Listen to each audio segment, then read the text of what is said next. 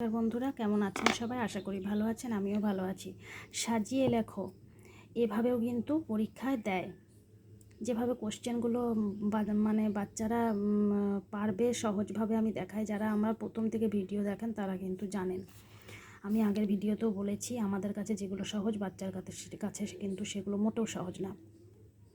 তো যেটা নিয়ে বলছিলাম, এগুলো এলোমেলো করে দেওয়া আছে, সাজাতে হবে। যেমন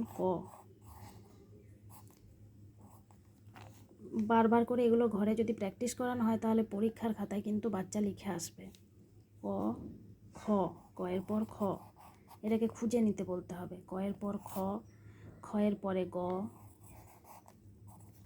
গয়ের পর ঘ, ঘয়ের পরে উম। এই ধরনেরই কিন্তু ঘুরিয়ে ফিরিয়ে এই ধরনের করেই কোশ্চেনগুলো কিন্তু পরীক্ষাতে দেয়।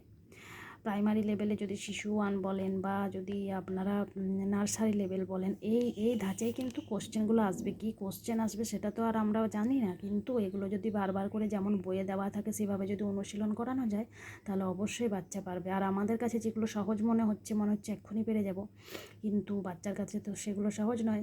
তাই এগুলোকে বারবার করে বাড়িতে প্র্যাকটিস করাবেন। যদি ভিডিওটি ভালো লাগে অবশ্যই একটি লাইক করবেন।